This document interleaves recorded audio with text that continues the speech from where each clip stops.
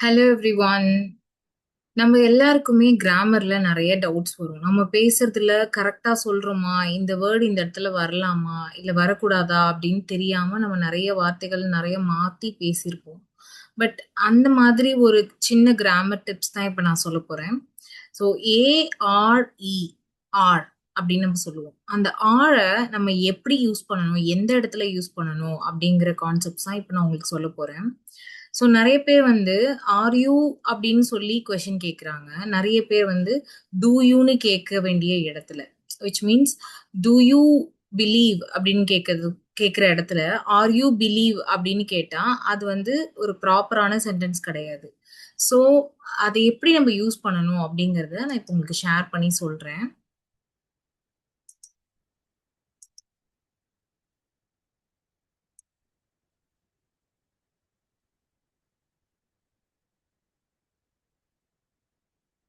Okay. So இங்க நீங்க பாத்தீங்கன்னா தெரியும்.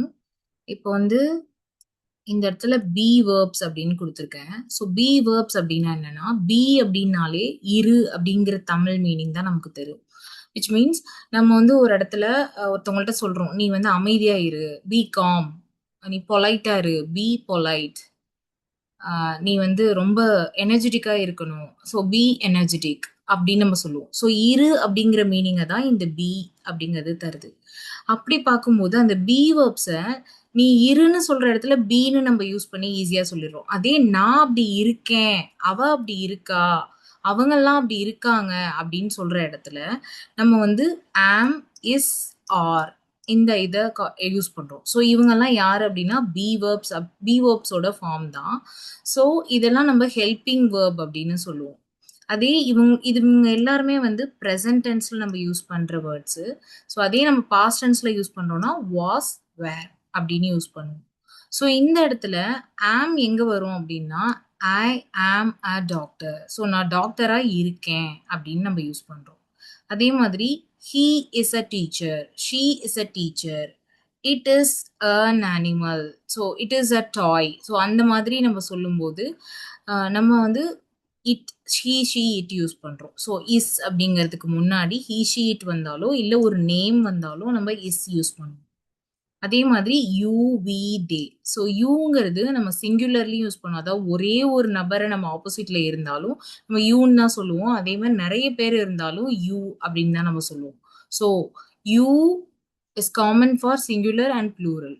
ஸோ அந்த இடத்துல அவங்க எல்லாம் ஸ்டூடெண்ட்ஸு, நீ நீ ஒரு ஸ்டூடெண்ட்டு, நம்ம எல்லாரும் ஸ்டூடெண்ட்ஸு. ஸோ அப்போ நம்ம ஸ்டூடெண்ட்ஸா இருக்கோம், நீ ஸ்டூடெண்டா இருக்க அப்படின்னு சொல்ற இடத்துல நம்ம அப்படி சொல்லுவோம்.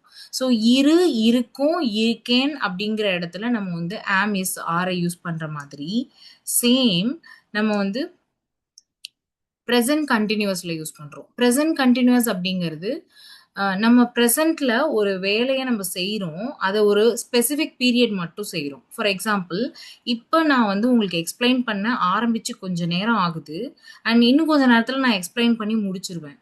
ஸோ விச் மீன்ஸ் நான் வந்து ஒரு ஆக்ஷனை ஸ்டார்ட் பண்ணிட்டேன் and it is happening right now and it is going to end very faster. So within a specific period of time நம்ம ஒரு ஆக்ஷனை பண்ணுறோம் அப்படின்னா அந்த இடத்துல நம்ம வந்து ப்ரெசன்ட் கண்டினியூஸ் தான் யூஸ் பண்ணுவோம்.